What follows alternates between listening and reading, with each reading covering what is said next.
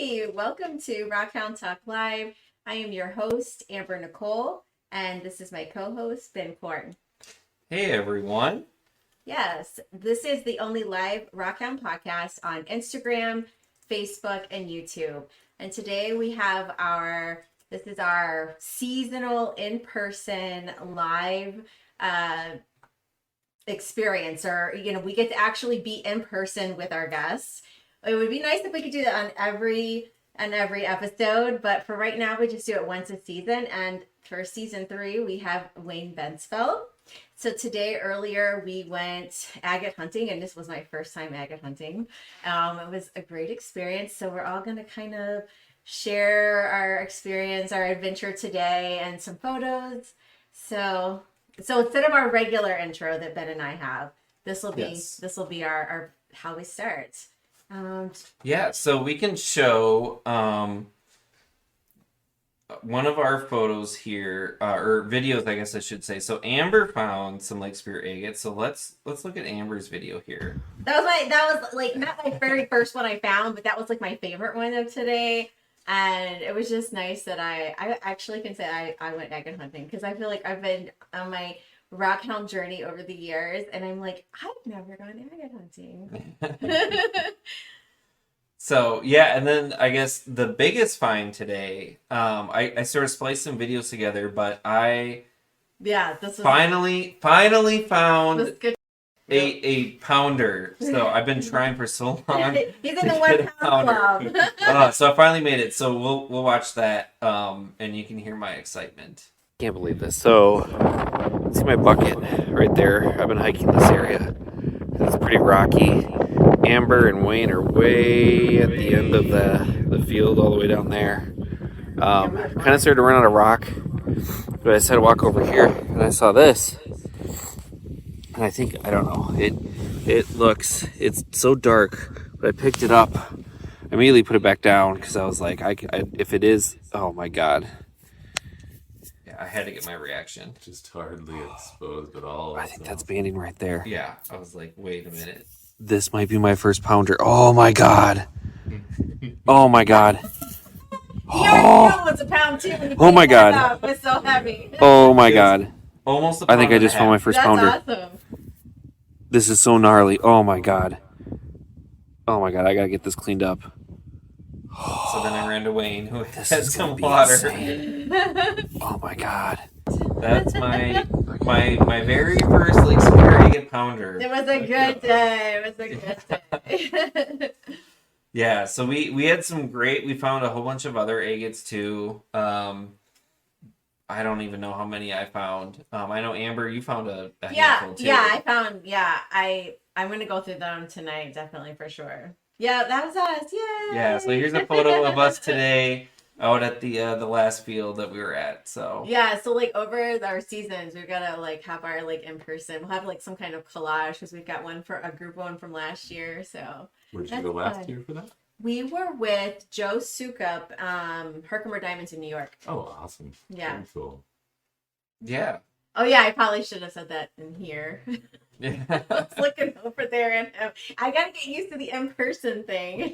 Yeah. Last year we were on one computer, and then it was funny. And then I realized that we only had my name on it. Oh yeah. Because they're on my account. So we're learning, guys. Like we'll get it all straightened out and right eventually. Yeah. So Kat obviously out of the bay, because Wayne's with us already, but our guest tonight is Wayne Binsfeld. Wayne is a really great agate collector. He does some amazing lapidary work, both with, just polishing, and then his carvings are really great. And then he also does a whole bunch of other designs too. So we might kind of touch on some of those too. This shirt here is a Wayne Binsfeld design. Wayne's wearing one of his shirts and hats that he designed too. Nice. So he's got a whole bunch of other. I didn't realize that was his shirt. That's cool. Yeah, so he's got sort of some agate crystals and like dino bone. Yeah, yeah. So and if you're interested in any of this stuff, waynesworldagates.com is where you can find some of his merchandise. As well. So yes, thank you, Wayne, for joining us. Yes, thank you. Welcome. Thanks for having me. Yeah. Which is just, by the way, which is funny, like Ben and I have like a weird story becoming like a host and co-host. But like Wayne and I were like, I was friends with Wayne on Facebook before I knew Ben, and Ben's been friends with him on Facebook. So it was kind of odd, like when we're like figuring out like you know, guests and stuff. We're like, oh yeah, I'm friends with him. I know him on Facebook, so it's cool. Our Rockhound community is like so close knit. Yeah. So Yes, tell us, Wayne. Tell us a bit about your journey and how you even began picking up agates. I guess I picked up agates as a little kid. I remember them redoing the road as a little kid, and me and my brother would go look for them. But in my early 20s, I kind of went out with my brother, and they were putting a road through this field by my parents' house. And where did I set that case here? Oh yeah, the one when you were 20. Set it behind me. I'm gonna just grab it Yeah. really quick. I got Yes. it. Oh, he's got some fantastic agates. Oh my God. yes, This the is the show one that and got me tell. hooked. This is the one that got me hooked in my adult life, anyways. But I had started collecting agates in my 20s and 30s, and I'd say almost every weekend I was out picking agates. Any landscape rock in St. Cloud that's been there for a while, I've probably picked it. But my hobby of looking for agates and artwork just kind of naturally combined together. Was working at a dental lab for a little while and was doing carvings on the side and decided to do my art full time, and just not looking back for now. You got to do what you love. Life's too short not to do what you love. So. Yeah. You've been a rock hound forever, and then well, pretty much forever. You know, like if you're over like 2 decades of rock hounding, that's forever. And so you've been a rock hound, but then lapidary you started what, about 13 years ago, and tell us how that started off for you to where like you were to where you are now. Sure. I forgot to send Ben a picture of his mushroom thing. That was really cool. Oh, guys, like he makes this really cool, like cute little like mushroom with the tree and the moss that looks like grass, and it's so cute. Oh, yeah. And it lights up. Did you get it? Oh, there. Yeah, like. Yeah, so you can see some of it here, and then I don't remember if you brought any with you, I Wayne. got that one. Oh, yes. I don't have the light up one, but the original mushroom, they're deer antler. This one's actually Yeah, show him. Yeah. a moose antler tip here.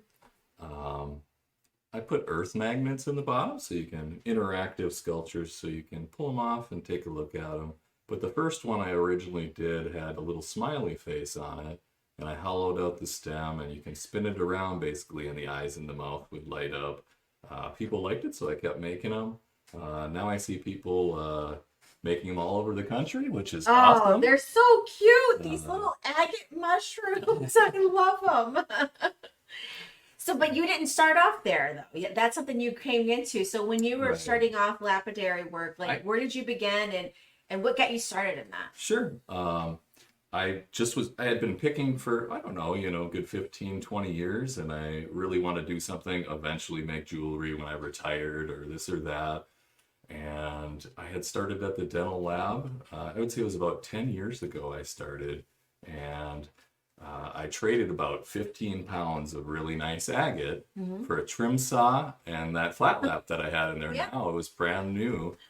Started playing around with that, and while I was working at the dental lab, I worked there 6 years, so I got real good experience. It's a very similar tool. So like the Fordham I use for carving, very similar to the handpiece you'd use for doing crowns or... That's interesting that you said that, because I kind of already thought that when I saw you, and I was like, no, that's a weird thing to think about. But that's where you started at. So. Right, it is. It really is. Because my thought was your muscle memory. I worked 8 hours a day for 6 years. You're really used to it, so you get used to the time. But you'd work on a lathe and a handpiece. Really got started there and just playing around with it on the side. And then my friend Tony, he let me borrow his arbor.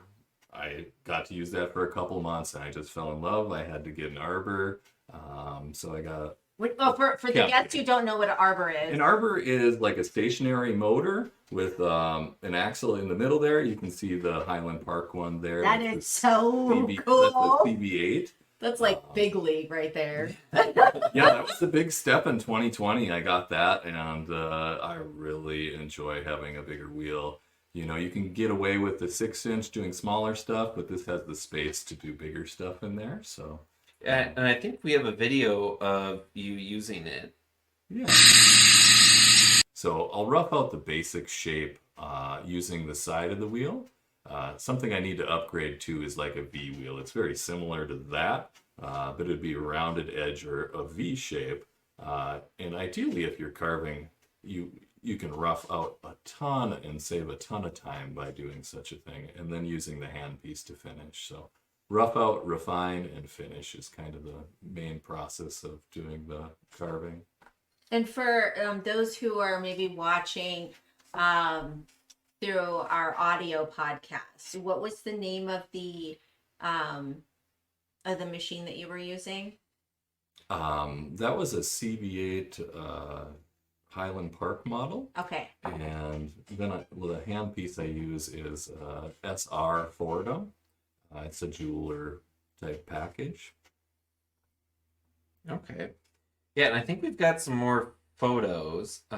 Let me see. These are some photos from today. Yeah. The Agatorium. Yeah, so Yeah, Agatorium. Agatorium, that's cool. And then you can sort of see Wayne's process too on the left, where some of it looks like you sort of maybe started carving, and then you've just got your design sort of. Oh, right. laid out. I roughed it out on the wheels like I was talking about, Yeah. and then I redrew on it kind of where I wanted stuff. I'll use just a Sharpie, like a permanent marker when I'm doing that, just as a basic guide. And sometimes I won't use that, and I'll just freeform carve without. But it just helps because you can kind of fine tune where you want it. And if you don't even like where you drew it, you can always adjust it and see what it's going to look like. So definitely helpful in the process. And then they turned out like this. Yeah, that's the one wolf finished. I did some little lapis eyes in there. That is just so sick. Oh my god. So do you have like an idea of like I want to make a wolf or a dinosaur, and then you look for something that matches that, or do you see something and go, this looks like a dinosaur, I'm going to carve it into that? Yeah, so even we'll take this wolf that you just showed me roughing out, for instance. You know, I showed you that picture you showed earlier, that big bin of agates. It's my carving bin. I'll just buy agates that look good for carving. So I literally dug around in there looking for one that was the right shape for a wolf, that I could see the basic image in. So a lot of times I'm a minimalist where I look for what's already there and work with that. Or if I'm at a rock show, I'll see a particular agate. It looks just perfect for a heart in the center, or whatnot. So this one, it just had the basic shape of the wolf, and it had a really kind of cool crystal impression. I've done ones where I do the string actually through the ears of the wolf. But this one had that crystal impression. It would have been too thin to go through there, so we just put it right in the middle, and it really worked out well that way. Nice. So I just try to work with the basic shape of the stone, Okay. and then take into consideration like the banding. Obviously, this one had so much banding on the top, so when you're wearing it, the person looking down will get to enjoy all the banding. Yeah. You know. Yeah, kind of thing. Nice. So when you're deciding, so you not only do you decide what kind of animal or whatever the art's going to be, you're first kind of examining which agate is going to fit that idea. Sometimes that way, and sometimes I just see something in a rock, I'm like, okay, I'm going to do that. But Yeah, okay. I try to work more on inspiration. So Yeah. if I see it and I feel inspired, You just work then through I it. do it. Yeah. If I don't feel inspired, I don't do it. Yeah. I just don't. I love that. So we did have a question Yeah. from Amy here that says, do you use anything for ventilation when you're working on the stones? I do. I use a P100 from 3M. So basically, when you're doing a lot of carving on, say, like 60 grit or 100 grit or even 240, I wear a mask. And in the later wheels, I don't necessarily, but it's silica dust. So basically, you think of it as sand in the air. There's sand in the air outside too. So as long as you're keeping the mist down, you're not removing much more material after 600 grit. I usually don't wear it. And sometimes when I'm carving with the handpiece, you'll want to wear a mask if it's spitting water off. But some of the bits, basically, it's not moving any material into the air. So I won't wear a mask when I'm carving. So that's why I can talk sometimes when I'm carving, and other times I don't say anything. Oh, that makes sense. I always try to go live carving, and sometimes I just can't respond unless I'm going to pull the mask down here and say, "Hey guys." That makes sense. That makes sense now. Like I've sometimes wondered, and so okay, that makes sense. Yeah. And before we go too much further, I did want to mention Curtis was asking about identification software or apps on your phone. I just want to say, like, none of those apps will work. They rely too much on color. A lot of different minerals can be different colors. So if you're looking for identification, definitely pick up a book. There's or specific groups on Facebook. Yes, groups on Facebook, and make sure that the groups on Facebook allow identification. There's a lot of groups that don't allow identification. There's also a lot of books in different areas. So, for example, there's like a Lake Superior Rocks and Minerals book, and it's very good for identifying rocks and minerals there. So first, Bill, before you identify anything, you need to know location. Like, location is important because you can have something somewhere that looks so similar to something else and they're not even the same. So location is very, very important to know. So if you're trying to identify something that somebody gave to you, definitely always ask, like, where did this come from? Just location is super, super important. Just that's your beginning tool. Like, where'd you find it? And that helps you narrow down so much information, just knowing the location, because most people know in a certain locality what you're going to find there and what you're not going to find there, because they already know what the geological process that occurred there. So location is super, super important. So like anytime somebody like messaged me like, what is this? The first thing I say is, where did you find it? And you're going to usually have people that are trying to help you identify something. Like, if they're not asking you where they found it, maybe question the identification, because you need to know where it was found. And I was going to add on that too. Like, so there's definitely resources that you can go to, but like you can do a whole lot of testing like yourself to help identify. Like, one simple thing is, like, there's a lot of calcite, like, and a lot of quartz, and there's a lot that look very similar. And, you know, for like a simple test to determining if something is calcite, you can use vinegar, something that you don't even need to ask anyone. You know, if it starts to fizz, like, it's likely calcite. So like, just there's a lot of different tests you can do too, like, you know, the hardness, scratch test. So there's a lot of ways to help identify. And if you're not familiar with those ways, though, like, definitely Facebook books, though, for sure. Like, of the locality, though, because you really want to narrow it down. Because if you get like a general book, you might be trying to figure out a stone that looks like something that's not what it is. Yeah, and I actually brought this up because I was identifying some rocks recently, and if you buy some of those rock and mineral books, they will show you the like museum specimen crystals of what the mineral is. And so you need to kind of take into effect that you might be looking at something that isn't that. So for example, I had a book for rocks and minerals that if you look up epidote, it's like these perfect crystals that, you know, it's almost like tourmaline, and they're green and they look really nice. But when you find epidote, for instance, on the north shore of Lake Superior, it is more just sort of a pistachio green, almost like a coating. So it's important to kind of know like what it might look not as like a very nice specimen. I will say rock and mineral clubs are really good. A lot of members are open to helping other people identify things if you've got any questions. So there's a lot of different resources out there, but I will say the apps and software do not work. It is don't waste your time or money. Yes.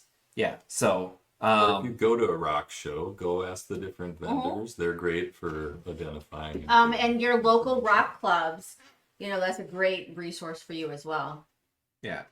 And these were some other things. So I guess you maybe want to explain to people what might not know about Lake Superior Agates what the one on the right is? Oh, yes. The one on the right is a water level Lake Superior Agate. Can you explain water level? So water level would be just straight flat lines within the agate instead of a concentric pattern. Fortification banding would be like a completed pattern, and water level is just straight flat lines that don't connect in a concentric pattern.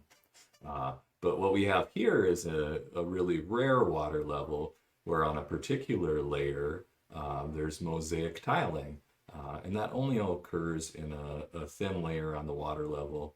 And basically, like this one I had got at the rock shop and the rock and art shop in St. Cloud, and it had just a little thin green layer on the top. Somebody had tumbled it, and it really just had to have that little bit removed to expose that really kind of rare mosaic one. Ben had one here that he needs to do the same thing with. So Yeah, I was just showing Wayne because I haven't done much, as far as polishing and lapidary stuff goes. So I've actually got, see how well it's going to show up. So this is a water level, Lake Superior Agate, but you can see some of the like white and black. So that's the mosaic. And if you turn it on the top, you can kind of see there's, some white and black. So this whole area over here just needs to be ground down, and hopefully it'll look like the rock that Wayne's got. It's going to be amazing because not only is it a mosaic, which is rare, the size of the squares in that one are ginormous. So it's going to have big black and white squares. I would think that one's going to be just as good as this one, if not better quality-wise. So Amy asked, is that mosaic on top? Right. Yes. The very top part with the little checkered pattern is what they call mosaic, where it looks like a mosaic painting where they use totally get it. Yep. So I was only going off of what I know mosaic is, and I was like, that looks like mosaic, so I'm assuming you're talking about that. And then also Wayne was really great. He sent in a bunch of videos too of some of his different carvings. So I just want to share some of those. So we've got this one here. So I don't know if there's anything special you want to mention about this. So cool. It's available on the webpage. It is so cool. Like this is a Madagascar agate. So they actually heat treat these and tumble them, and just perfect canvases for what I do. Sometimes they're just the eye and just the right spot, like that one. I saw it. You got to do something with it. I bought it online to make an owl out of it because I saw it in there. So that was one where I bought the rock, saw it in there ahead of time, and then had the intent to do Now, that. what makes that, just aside from the incredible carving, what makes that agate what makes it different than an LSA? Because it looks so similar. Just location, like you said. Okay. But the color of red is going to be quite different in comparison if you were to compare them side by side. Okay, so is it just lighter then, or? It's a little lighter in color, just different tonal differences. Okay. The yellows you're not going to see in a Lake Superior as much like that. Okay. Especially on the inside of a Lake Superior agate. Okay. That's fair. Okay. Yeah.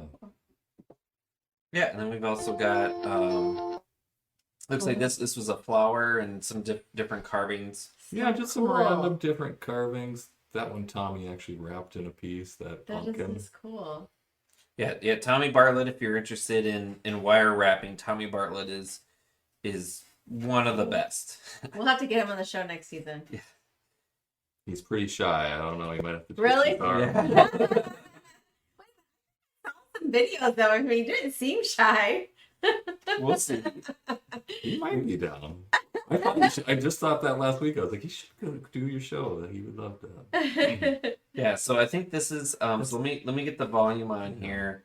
So I think this is a video of kind of going through some of the carvings here. So Just explaining my process Yes. with this little smiley face mushroom and how I use the arbor and the Florida. all right, let's take a listen. So here is a finished carving that I did. A happy little mushroom. Let us know if you guys So I roughed can't this hear it. Let us mushroom know. out on a 60 grit wheel, diamond wheel, on a lapidary arbor. So a lot of my carvings I will rough out parts that I'm able to with an arbor. You could use a V wheel. It's a wheel like this, but it's shaped kind of in a V shape. Works great for roughing things out. So I used a 60 grit wheel. This one was roughed out at 60 grit right there.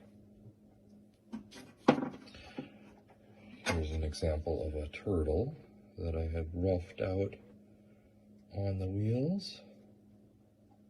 So I'll rough them out using the lapidary arbor if I can. Otherwise I can rough them out with 80 grit diamond bits in the Fordham. I use a SR Fordham with a number 30 handpiece. Is that what they use when they do acrylic That allows you nails? to do a couple I don't know, different sizes. it's a little different. Okay. And it comes I've never with had my a- nails done, so I'm not sure. So after I've roughed it out, I would carve the details in the face. I would go to 120, shape this down a little bit, then I would carve the detail in the face, and then I would polish the surface of the stem and underneath the cap. And I will say, if you're really interested in some of these carvings that Wayne does, he does go live on Using TikTok and show you 120 live Yes. him on carving, here, which is really and cool. then Yeah. a TikTok 360 and on my Beacon Star Facebook, hard Yeah. wheel, and and I'm then working. a Well, 600 now I can. hard wheel. It changed from YouTube. And I to go be back 100 to this instead one of and I 1,000, use so the I'll be going live. Yeah, I was wondering, 3,000, because I was like, we we do go 12,000. live. I I want was to see More like of a you pulse. guys and do all three at the same time. Yeah, I one was day. like, we're on YouTube and we don't have 1,000. I was wondering what you were talking about. Yeah, I was Oh, she is mistaken. done. Yeah. I was Here's like, some in man, there. I'm like, how did we get it? For carving the face, I used a cylinder bit for the eyes there. Let me see if I can find one right here. So, I used a Now, are flathead these cylinder kind of pricey bit, toys? like so. 80 Oh, grit. the arbor is pretty spendy. I bought a lot of extra wheels. I don't remember exactly, but it was like 2,400. I want to say Oh, yeah. at least. But the Fordham's pretty reasonable. It's about like 340, 325 Really? if you shop around. That big thing?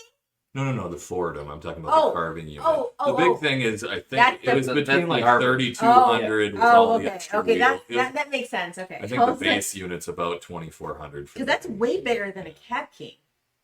Yes. Yeah, way bigger. Well, Cap King, they make a 6 and an 8-inch. Oh, okay, gotcha. Yep. Out the eyes, and then I used a hollow point bit for the pupils in the eyes.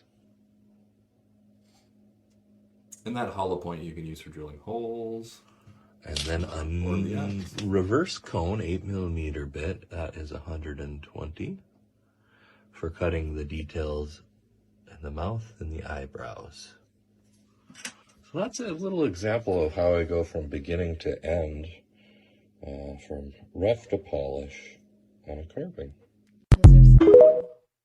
So how long would that mushroom, how long would that take you? Gosh, how long would that take? People always ask me, how long did that take? Yeah. The creative space, I don't know. I get lost in it. But I would say roughly about 45 minutes to an hour to rough it out and then carving it. So I would say total less than 2 hours on that one. That But blows my mind because that would probably take me like forever. that's with that fancy equipment, though. It really speeds up the process with the arbor. You gotta totally take your mushrooms to like those like raving festival. Like, do you go to that? What's that one place? It's so the Electric Festival. Oh, the Electric Never been. Forest. You gotta, That's dude, like- you gotta go to Electric Forest, dude. Oh my god, you gotta go to Electric Forest.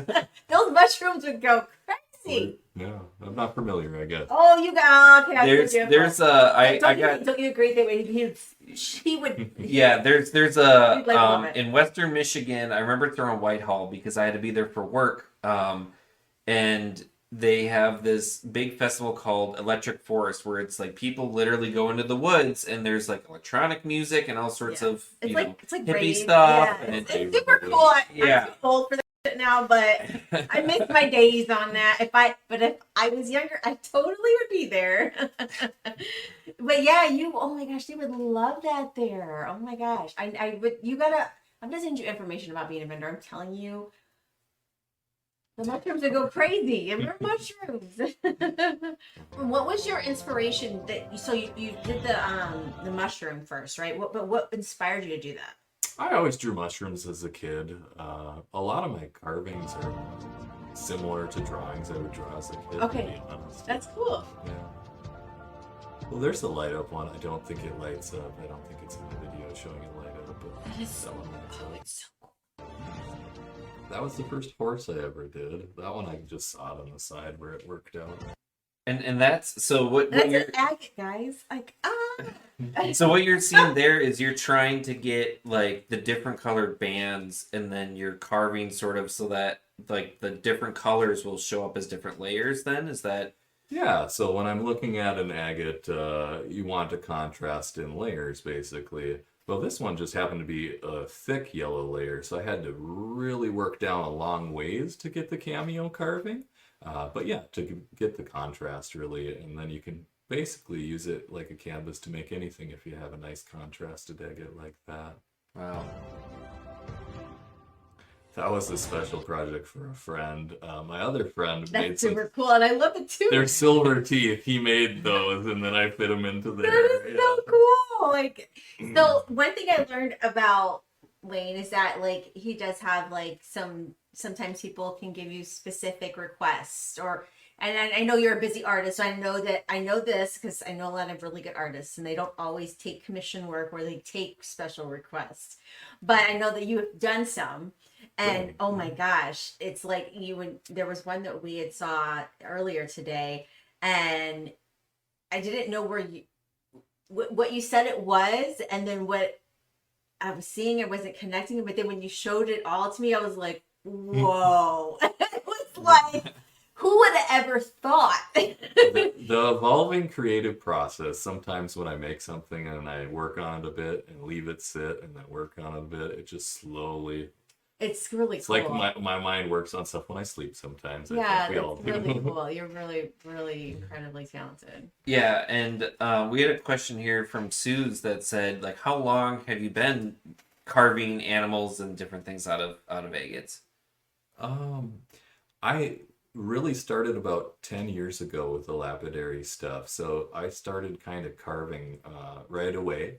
I had that flat lap and a trim saw, and then I actually borrowed a Dremel from my friend Larry, which he let me borrow it for years. He's like, I don't need it back, don't worry about it. It was a forever borrow. So I really carved on a Dremel, which I don't recommend for the first number of years. It's just a little too fast for the diamonds, but you can get it done, and it does work if that's all you have. I got a whip attachment for that and a foot pedal, and that made kind of the difference of being able to do it instead of holding the big Dremel like this, and trying to do it that way. But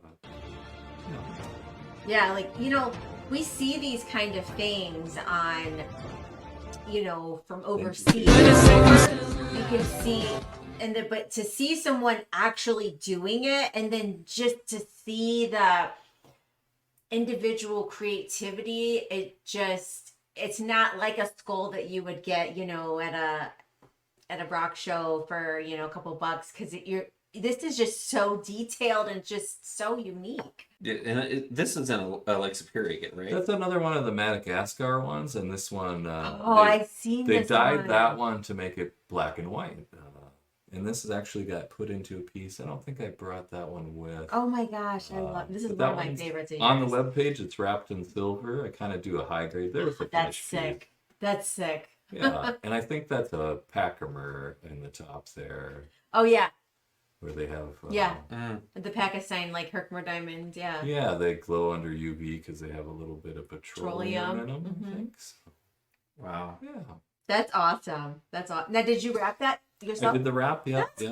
cool. Tommy's kind of inspired me to keep That's fucking cool. with that more and more, and really happy how some of mine are turning out. So, getting a little high grade. Yeah, so Stephen was talking about dental work for the agate character. I don't know, Stephen, if you heard earlier that he used to actually work in like a dental lab, dude. And it's crazy because when I looked at his lives, that's the first thing that popped in my head was like the dentist. Well, it And sounds like it too. And I had no idea that's where you started doing that. So it's cool. That's super cool. Yeah, and so I don't know. Wayne brought a bunch of different agates and different things. I don't know if there's anything that you want to show off that you brought. Yeah. I've got a lot of stuff here. I don't know.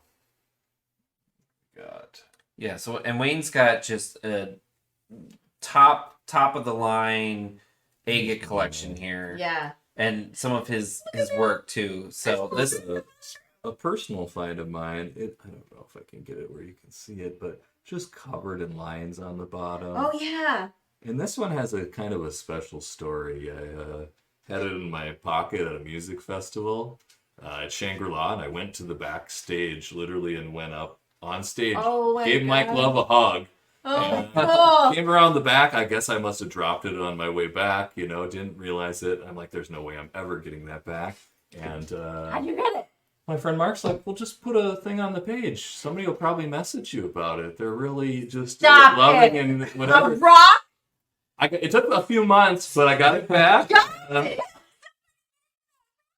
I got it back, and I was going to make them an agate mushroom because that one was really special to me. And they ended up picking something else to give their friends. So, Dude, that's yeah, crazy. it was quite the story. So, like, do you think, okay, this is, you gotta really think about this. Do you think it was still there and they went and looked for it, or somebody picked it up? No, he found it. Yeah, he's like, oh yeah, my friend found that because somebody showed it to somebody, and then somebody saw it on the page, and it was just kind of coincidental. I just was like, I'll have faith. Maybe it'll come back to me. What, a ring, okay, a rock, dude, that's special. I shouldn't say a rock, an agate.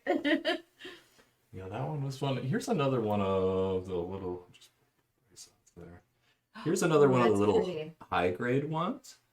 So I'm doing little carving. I did a little Lake Superior Agate flower, and then I wrapped it in silver and did That's a little really pretty. Ethiopian accent on it. Yeah, that's really pretty. Thank you. Wait, but when you said you wire wrap a little, like I was thinking like just like that's not a little. Well, Like, I've been wire wrapping probably 7 or 8 years, but I That's don't really do it good. that much in the Yeah, winter when I that's can't good. go picking. I recommend, it's a fun hobby, easy thing to do with your stones. And I actually am going to probably be starting to teach some carving classes at the Rock and Art Shop in St. Cloud. So I'll have a beginning wire wrapping class, and then like a beginning lapidary, and advanced, and then along with carving here. Basically, I just have to set that up with them, and they're open to that. So That's cool. yeah, Good for you. my next step is wanting to teach and Yeah. do teaching. All along here, kind of one of my life's missions is just to create and inspire. And I hear people message me saying just that. So I'm doing something right. Yeah, I love it. That's great.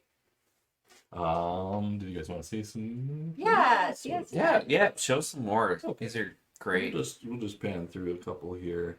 Okay, a little I remember That's that like one. a heart in the middle. Yep. Yeah. I feel like I follow you too much. I'm like, I know that one. I know that one.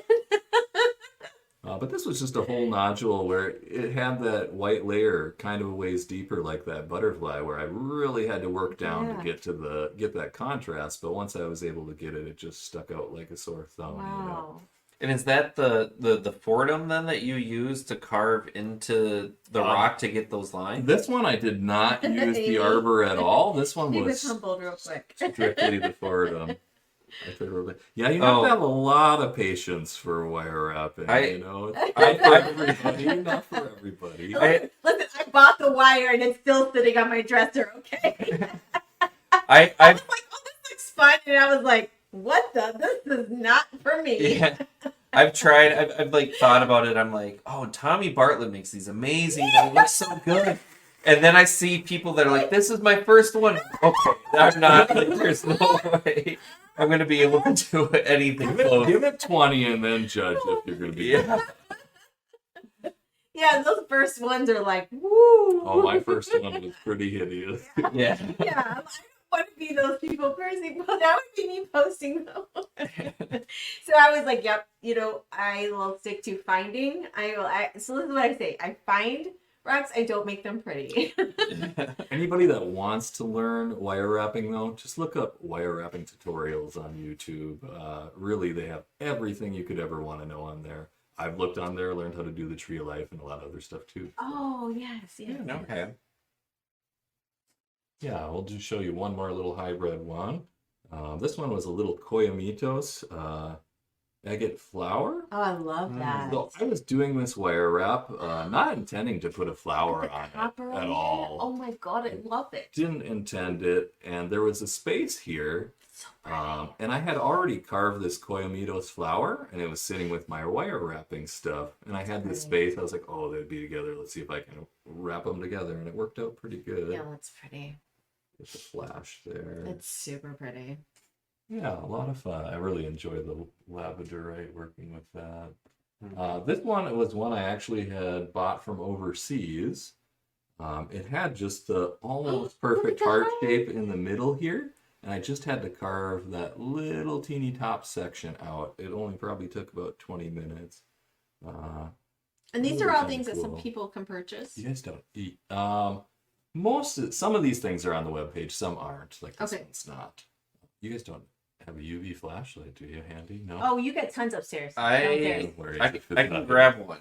Hold on. Let me go Okay. grab one. Sounds good. You guys Is help me it, show oh you yeah, something because else. is that from Pakistan? No, this is a Turkish one. But Oh, it Turkish. glows. Well, Turkish, The yeah. And UV the glows the with green, right? the So you greens, need long yeah. wave. Long wave. Yeah. Yeah. So I started doing my next kind of one of my little projects I want to do is get a laser engraver so I can start doing my digital artwork like this shirt. Wait a minute. On the agates? On the agate, right? Stop it. Yep. You got to look through your bin of gifts I gave you. I got some digital work. You got the I think I gave you the Minnesota on a basalt rock like this, yeah. Okay, let me look. Well, I'm gonna look in real quick. So this one I did had it laser engraved my little fish design, and then I did hand carving, added an Ethiopian opal in there. So it was the Yeah, let's check What, that one out. long Here's way? that Turkish one. I like when we can do this Oh, all wow. live and in person. We can just all get even stuff. with the lights on, you can see. Oh, the green. If you yeah. so here, let me you hold got it. You want me to turn the lights back right here? Like for real, turn them off? Let's see. Yeah. Oh, it's Christmas. So the green and red. That's really cool. That's really cool. Wow. You got it? Yeah. Oh, let's see what else we got here. Well, Well, we got a little turtle. This was just a Oh. beautiful Lake Superior Agate where it had just a natural, really nice face on it. Where I wouldn't want to do anything with that. And basically the red husk on there, where there wasn't anything showing, it was just solid red. I just did a little sea turtle on the side there. So the other thing that Wayne does that Thank you. is Susie. like on a whole other thing. So you've made a lot of these designs that incorporate, agate, fortification banding and different things. So how did you get into sort of the digital design? Yes. What do you know? College is good for something.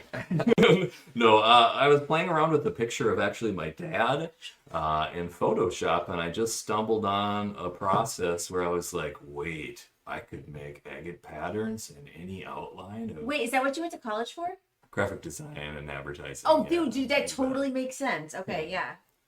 Yeah, so I kind of learned Photoshop and Illustrator in school and just playing around with that. I really haven't made a ton of new digital designs lately. I've got to upgrade my computer here, but No, those are sweet. it's a lot of fun. Basically, Look at that yeah. turtle. I love it. You could take a photograph, simplify it, and turn it into an agate. It's so crazy because I'm so new to like agate art, and it's so it's like endless creativity. It's really cool. Thank you. Yeah, and some of these the fish are always, my favorite where you can just see Dude, the that's just so agate lines in it. cool. That is so cool. Yeah, there's one. I don't know if you've got the like northern with like the sunfish in the stomach. This one here. Yeah, mine. Oh yeah, that is on there. I wasn't sure. Yeah, this is one of my favorites where it's got the northern pike with the little sunfish inside the stomach. That's cool. That's really cool. Very creative. So I was gonna show. So I found it. Oh, you did? Yeah. So if you want to look at that, The Minnesota design. how on my cool is that, sweatshirt. guys? Like lasered onto a rock. What? Like that is cool. And so you're gonna start doing more of these? I did want. Yeah, I'm gonna start doing more of these. I've just been I love it. having other people do them now and saving up to get the laser. But like one like that Minnesota, I did one where I hollowed out the little eyes in there and put Ethiopian opals so or little cool. lapis, little accents in there. So cool. Mm. I'd like to make custom boxes for a lot of my pieces. Is another thought with the laser. So many ideas. Yes. It's like it's like endless. Like, well, you're making it endless because you come out with something and it's something else, and everything is just so fresh. I love it. So I know with the like Wayne's World agates, you've got like you mentioned like Turkish agates. I know you've done like Purple Passion, like a whole bunch of. So how did you get into like the worldwide agates? Did you just think like, oh, Lakers are great, but there's like other stuff out there, or like how did you like? I was kind of a purist and really didn't even know too much about other agates. I would say that was a good 15 years ago. I was really into picking agates, and I was up at the Two Harbors Rock Shop on the North Shore, and they had this beautiful, just black and white Botswana agate up there on the shelf, and I'm like, oh, how much is that? He brings it over, he's like, $10. I'm like, $10? Only $10? I like these. I want more of these. And I really kind of fell in love with Botswanas. That was my second agate from around the world. And then my friend Chris, he passed away, but he got me into Purple Passion. He got me into Turkish agates. Agate Mafia. A good friend really got me into all those other ones, and I just kind of fell in love with it. And you just keep finding out, even now, I've been in it for so long. Ben was telling me about some locations I don't even know about. You know, in Mexico, it's crazy how many different locations and how many different types of agate are there. Yeah. It's just kind of exciting to be able to think that you could go to that many different places. Like I've been to Arizona. We looked for the at the 4th of July Bluff. We drove out in the desert, me and Chris, and we were looking, and I saw just a little agate out the window of the truck because we were looking for a good spot. And in between these two ravines, like right in the intersection, they were everywhere. Everywhere, yeah. Everywhere. I found a third of a 5-gallon bucket full of agate. Out blue, near Death Valley, you can too. It's just like you turn around and they're just like boom, boom, boom, boom, boom. And some of them are really pretty, and a few that we cut actually had purple in the middle. Oh shoot! Yeah. Wow. Yeah. So wait a minute. So I'm just thinking, but I didn't want to interrupt. So Wayne's World came from like agates around the world, not Wayne's World. Woo, woo, woo, woo. No, that was me as a kid. Everybody would say I was always in my own world. So welcome to my world. Wayne's World, Wayne's World, Party. party time. Excellent. Yes, it was originally. It was? Yeah. Oh, Okay, yeah. okay. Where's Garth? I don't know. If you really started it off like agates around the world and it really didn't come from Wayne's World, I was like, why? Yeah, totally did. Okay, fair enough. So I know you had some other like bigger personal finds. So I know like we had, you know, Chase the Agate Dude on. He was, I think, our second guest on season 2. And you know, we talked a lot about, you know, sort of some of the agates. So do you have some of the like just different types, or some of the like, I guess like you have some amazing agates here. So do you want to show some of the like other ones or some of the bigger ones? I will show you one of my best days picking in, 20 odd years of picking. My one roommate, he's like, "Oh, we should go picking today. We should go. It's raining. It's raining." Well, they had dredged out this pond and piled up this rock. It was pound to 3-pound rock, and it was this ginormous pile. We had been waiting for it to get washed up. I'm walking in. I find this 5-ounce, just really beautiful red and white. Just an exceptional one. I mean, I am ecstatic to find one like this in 4 or 5 hours, to be honest, we're walking in and... I mean, those are great. Well, that's, Amber really found today how difficult it can be. There's a lot of imposters. A lot of imposters out there. And you go up there and you're picking them up and you're like, no, it's not. And you get your hopes up a lot. So it definitely, it's interesting for me because I do different rock hounding. I like to go to different areas. I mean, no matter where you go, the rock hounding is different everywhere. And so, I had not done this yet. And everybody asked me, and I'm like, I don't know why I haven't. So this was I'm so happy that I was able to do it with you. That's awesome. And when you don't ever do anything, you're just like, you're not really knowing what to expect and how to do it. Or you know how to look for rocks, but you know exactly like what you're looking for, certain characteristics. And those imposters trick me more than they trick, Ben. So it was like, I'm getting tricked every time I'm turning them up. And then I feel a little defeated because I keep picking up these imposters. And then I turn around and Ben's got a 1.5 pounder. So Yeah, I still can't believe. I was shocked too. I thought the possibility was in that field. Actually, so if you're a first timer, well, before we, I'm not going to cut you off because No, I have you're a question about this, but Yeah. we're going to talk about like first timers, like people who are new into collecting agates, and they're like, oh, I know people who found them in Minnesota, and you decide that you want to bring you and your spouse and your family to Minnesota because you want to find an agate, a Lake Superior agate. We'll talk about like, where do you start? Where do you go? How do I find one and I don't live there and I haven't been there forever? Those kind of things, because those are the kind of people that are going to be like listening. So Yeah, do I go to Lake Superior because that's in the name? right. So we'll dive into that, but let's dive into what we were going to start with you. Oh, yeah, no, I was just saying, yeah, it was a very unexpected to find a nice pounder, but the night before I had kind of went out, got permission Yes. to get us. Yeah, you were scouting. I scouted, so I mean, I put in 2 days last week and 2 days this week driving around, driving up to random houses and knocking on the door and saying, hey, you mind if I get permission to look in your field?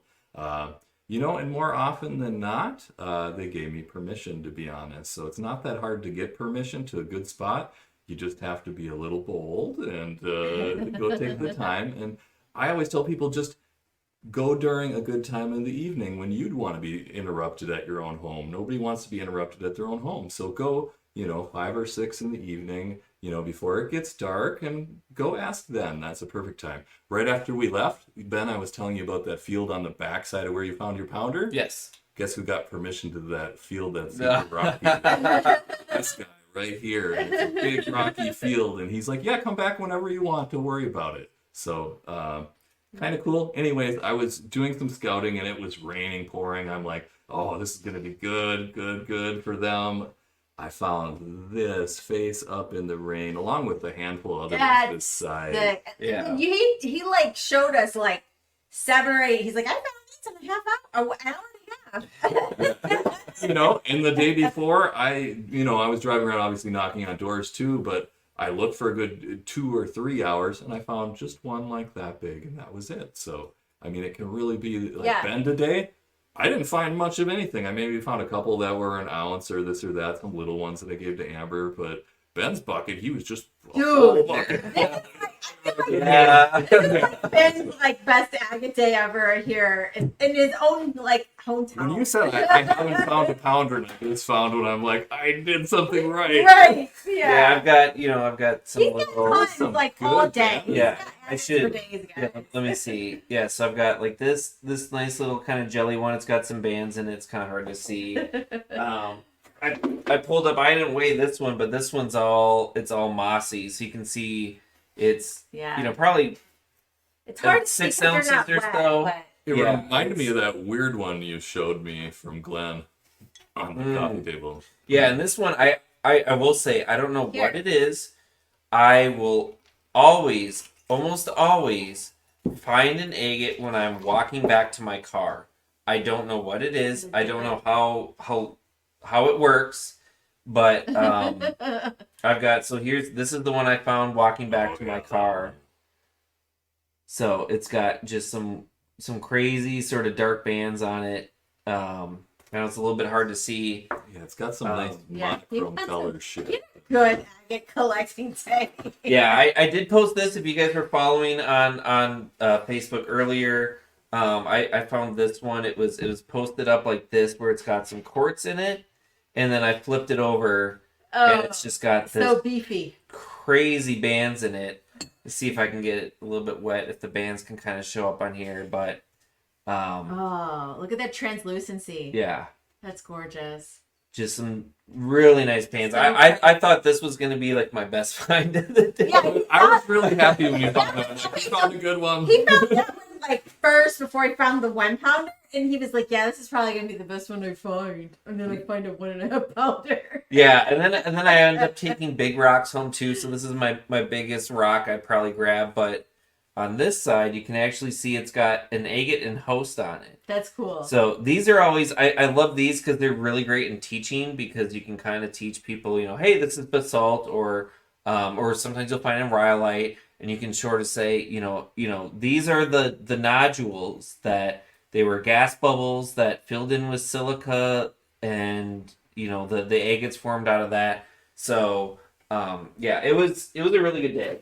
Yeah, that's it. I'll just say that. So I've got a whole other bucket It's full. okay to say like I had a badass day. Best ever. Yeah, it was a good day. Yeah, and I'm so happy Amber was able to make it out and Yes, you know, yes. look for agates, because it's one thing to sit and talk and look at people selling agates and whatever, but to actually get out in a field, Yeah. pound the That's ground great. and It's something I've been wanting. It's like I'm like, I take my kids places, or I take myself, or but I'm like, I don't really even know where to start, which will kind of goes into, let's talk about like, if you are like, I want to find agates but I don't know how to find them, and maybe you're not super social in the rockhound scene, and you're one of those loners and you go and drive and do your own thing, because I'm that way too. And so we're going to give you kind of some information to help you find your own agates. But one thing before we go into there, I mentioned I do a lot of scouting for places too. We mentioned the word scouting. And for those who may not be familiar with that term or understand what that is, like, we probably know what scouting is through like basketball or, sports. And it's kind of the same thing where you're like kind of checking out places to see if they're worth your time. And there are certain characteristics and things that you might be looking for in that particular area. I know when I've scouted places, like, what I'm looking for is not going to be particularly the same as for Lake Superior Agate. So Wayne, tell us, when you're out scouting, what are you looking for? Because this is, if you're coming out of town, it's really going to be hard to scout, right? Because you're kind of luck of whatever you find, and because you don't live in town, you live out of town. If you're closer, ideally you want to scout. So if you're going to scout, what are you looking for when you're scouting for Lake Superior Agates? And where are you scouting? Well, there's lots of places you could look for Lake Superior Agates in Minnesota. So you've got rivers, lakes, construction sites, landscape rock, dirt roads, all sorts of places. And when I go, I try to go where other people haven't. Or if I go to places where people have gone, try to look where people wouldn't look in those places. When I'm scouting fields, though, I'm just looking for really rocky fields. In the right area, so around rivers or streams or lakes. Basically, if you think of most of the rivers or streams in Minnesota, they used to be huge and a lot wider. They used to go, the Mississippi, to each side of the Mississippi, for miles on each side. You're going to be able to find agate everywhere in that direction. So hold that thought. I just wanted to, for those who are watching and didn't know this, because I didn't know this because I'm from Ohio and I don't live in this area. And when I think of Mississippi, I think of down south. So I learned this maybe 4 or 5 years ago, that like Mississippi actually starts all the way up top in Minnesota, right? Minnesota, Lake Starts, Itasca. yep. Yeah. And then goes all the way down to like Louisiana. Is that the last place? Yeah. Yep. And you can find And Lake you Superior can Agates. find Lake Superior Agates all the way down south. Like, is that not? I didn't know that. And I know there's a lot of people who know about Lake Superior Agates that know that. But for those who don't, how cool is that?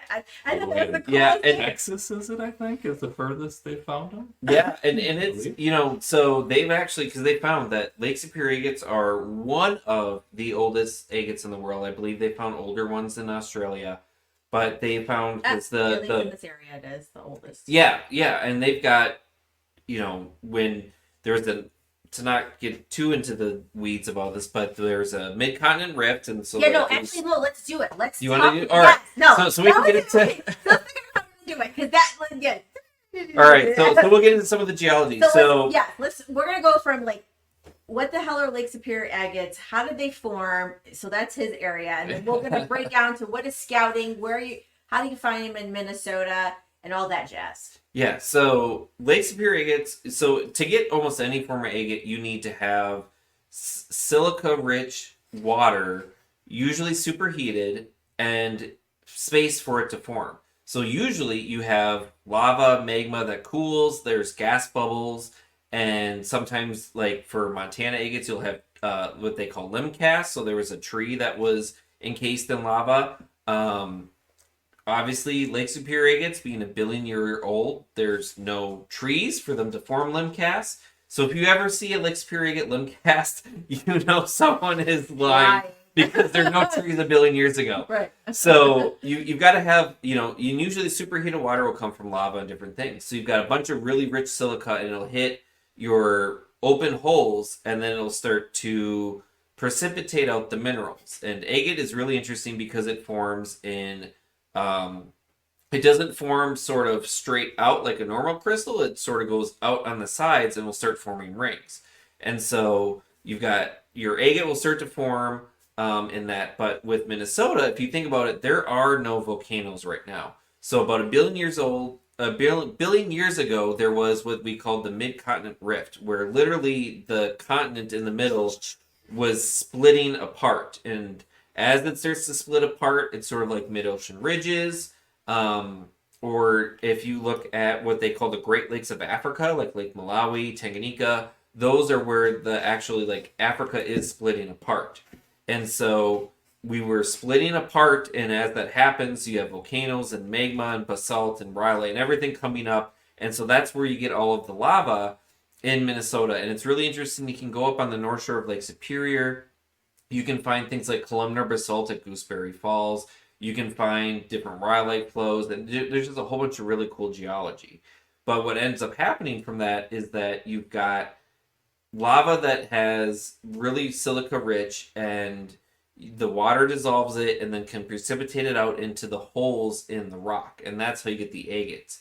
And the reason we know that it's not, say, 20,000 years ago and it's actually a billion years ago is that the lava would erupt and cool and form rock.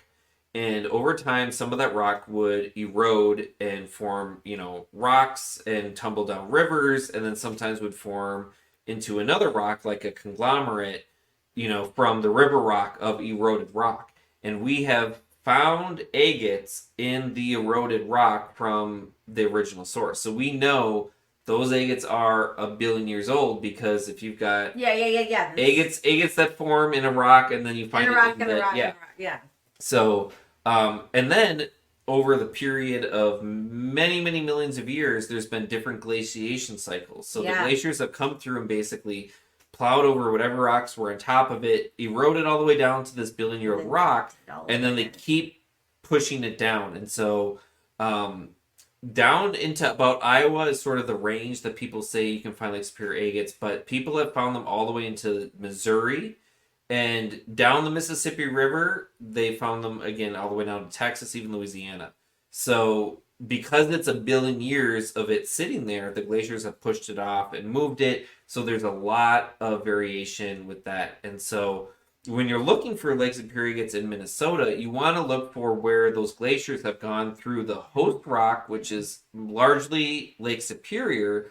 And the reason Lake Superior is there is because it was rifting apart and forming basically the basin that the lake sits in now.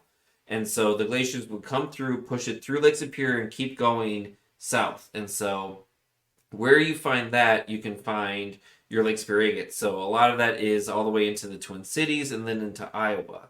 And interestingly enough, you can actually find Montana agates in Minnesota, because the Yellowstone River, before the glaciers pushed down, actually went into Canada. And then when the glaciers came down, the river couldn't go up, north anymore. And so it kept going down. And then actually where the ice margin was, as far as the glaciers went, is actually the Missouri River. And you can tell because the Yellowstone River goes north. There's one hits in there, the Missouri. the honey agate. That's a Montana. Nice. Yeah. So a lot of people call them honey agates in Minnesota. But they are Montana agates, and so it's literally that's cool. The Yellowstone River flowed into Canada, deposited agates in Canada, and then when the glaciers pulled them down. That's so cool. Manitoba, Canada? Yes, so Manitoba, yeah. So there are areas where the Des Moines lobe of the Laurentian ice sheet came from Manitoba and pushed into western Minnesota, and there are people all over western Minnesota that found agates that look just like Montana agates, and people call them honey agates, and they are actually Montana agates. Cool. And it's interesting because then on the other side of the state, you'll find the Lake Superior agates, because those have come from Lake Superior and the Superior lobe named because it goes through Lake Superior, has pushed all those down. So anywhere that you look for your Lake Superior Agates is going to be where that superior lobe basically pushed everything through. And as we've kind of talked about, you can find it anywhere there is gravel. If there is a gravel road in Minnesota. Yes, in Minnesota or Iowa or even Wisconsin. So you've got a gravel road, gravel in a farm field, gravel in landscaping rock, gravel on a rooftop. People have found them on rooftops from the gravel that they source from pits, gravel pits.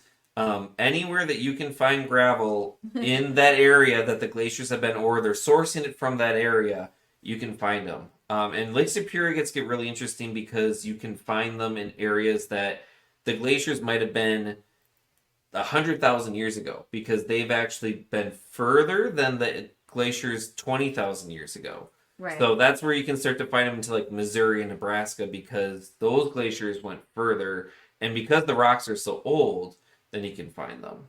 So that's sort of the whole geology of it. And then, so if you're like, I've always wanted to go to Minnesota, and I'm a rock hound, and I want to find agates. Where do I find agates in Minnesota?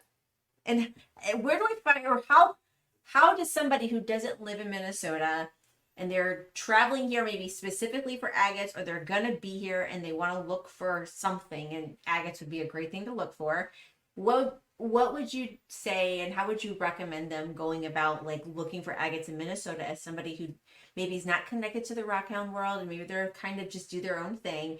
What would kind of be their kind of course of action?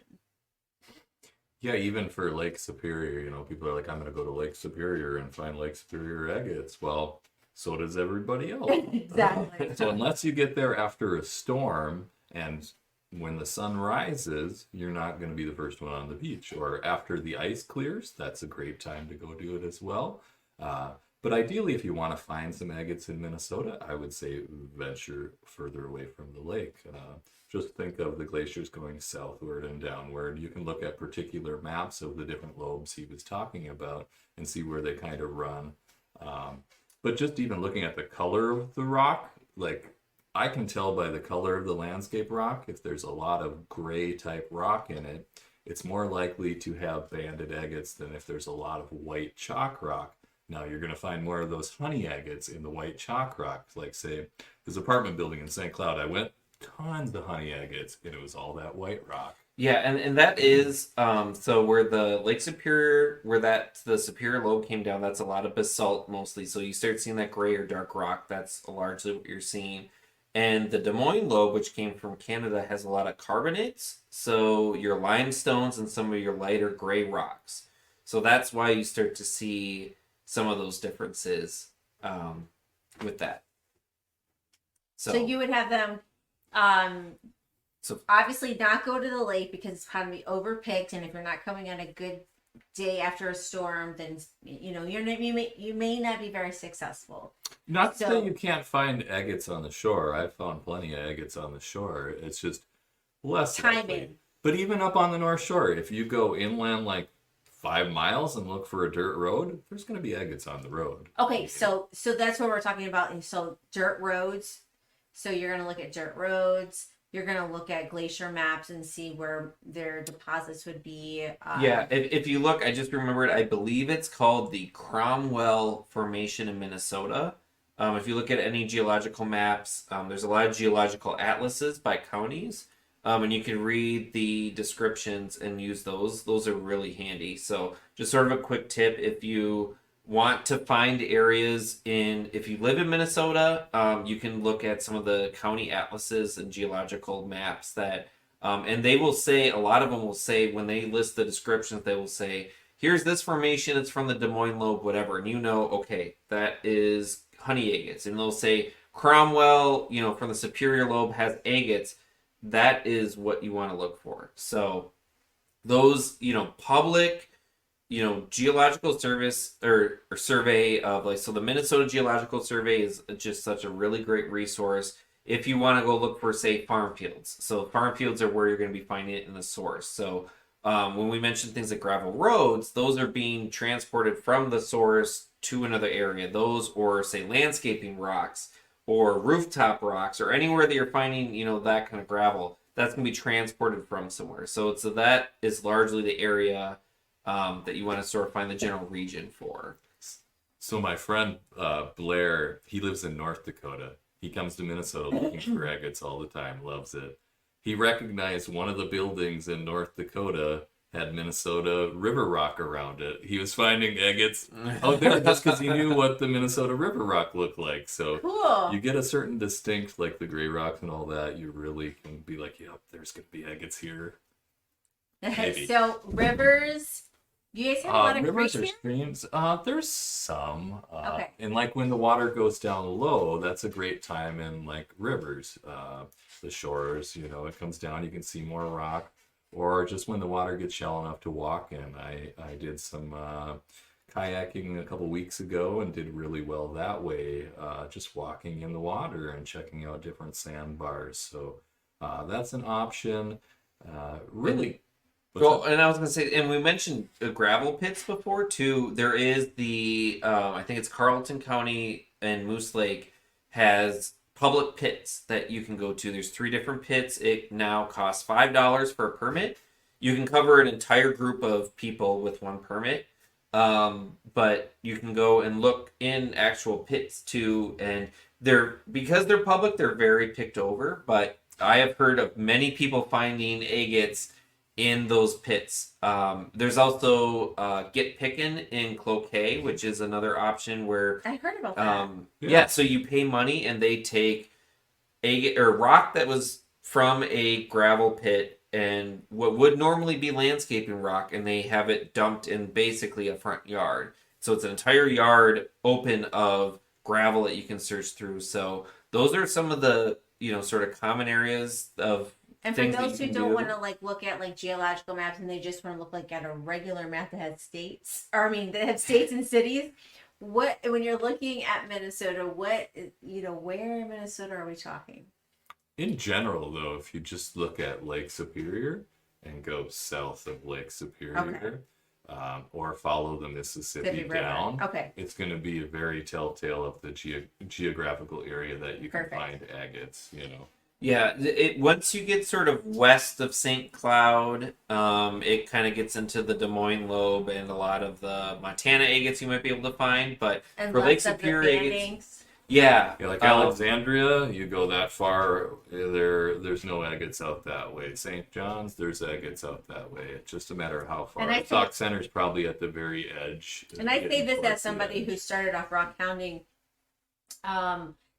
looking. When I started off, I didn't start off using a geological map. I started off just on a regular map, like I'm driving on the roads. And so, I found things based on what people would say about location. So, that kind of helps those people who are just starting off, who have no idea what a geological survey or map is and how to read them and know, what they're looking for. And they just know a map that I use to drive. So that's very helpful. When you're talking about if you go to Alexandria, that's way too far. You're not going to find, banded kind of agates versus, you stay in St. Cloud area and over. yeah. Right, yeah, and along Superior, obviously, it's not going to go too far west either. I Right. don't know. I've never been up that way to know how far it goes, but St. Cloud, Yeah, and I've been in areas like say Park Rapids and Bemidji. Those are sort of, if you look at the map, they're sort of more straight kind of west of Superior in a way. So some of those places you don't really find much. But to kind of get to Joe's question here, how do you find the moraine terminus? I'm assuming you're mentioning the terminal moraine. So if you don't know what a terminal moraine is, it's sort of the farthest that a glacier went, and so it's the end of the glacier, and when it stalls out, it will dump a bunch of rock and form a moraine. To find that, it's really just sort of just doing your research and just sort of finding any, like I said, county atlases or things that mention sort of where the extent of, if you say the Superior lobe or the Des Moines lobe, and just sort of looking at those maps. A lot of really good county atlases from the Minnesota Geological Survey will say these are certain moraines. And in Minnesota, they actually name some of them. So around, St. Cloud, there's the Alexandria moraine. And so you can actually look at it, and it'll say this is the extent that the glaciers went, and this is where it is. And usually those moraines might be really heavily gravelly because that's kind of where all the gravel dumped off of the glacier as it couldn't go any further. But once you go past that, there's not going to be anything. And then also, I don't want to miss too many of these questions because I know we talked for a lot of stuff. So Willie Rickard Rock Farm was mentioning to Wayne, he said you should carve some of the Missouri Haunted Ridge, which was like what I asked. What I I'm not asked you. familiar with But no, remember earlier I asked you. I said, "Is this from Haunted Ridge?" And you said, "Yeah, I think this is from Missouri." And I said, "Yes." Yeah, Oh, okay, the yeah, Jersey yeah. The quartz. Jersey quartz. Yeah. Yeah. Yeah, you'd have to really, get one with thick banding, or some of them are just almost just the Jersey. But Yeah. that would be fun. And Leave a mohawk of quartz on the Yeah, top. that's Skull. and Sue's asked if you collect any moss agates. Yeah, there's all sorts world-class moss agates in Minnesota.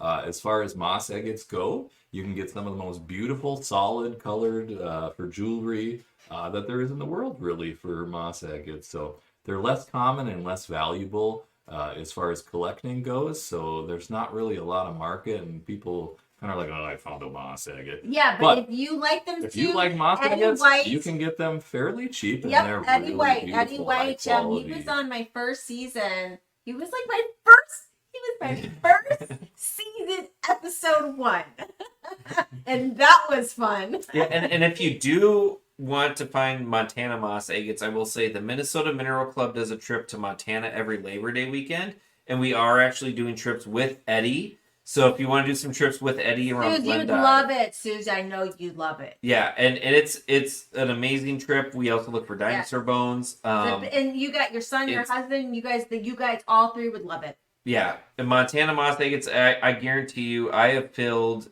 a 5-gallon bucket in a backpack in one day, and we do multiple I need days. to go. So- I need to go. Yeah, I can actually. I'll let me grab. It's right behind me. I'll grab some. Yeah. Some for you, Sue. Yeah, Let me show listen, you. Let me tell you, he went down with Ben this last time. Like, oh my lord! Like he was showing me a Ben. Ben, like a bin, a bin, huge bin of Montana and moss agates. I was like, I asked him, how many trips did you take to find this? He was like, just one. Like, and it's like bin, like full of Montana agates. And so you have to understand, like, Montana's really a lot of untouched land, so there's a lot to be collected there.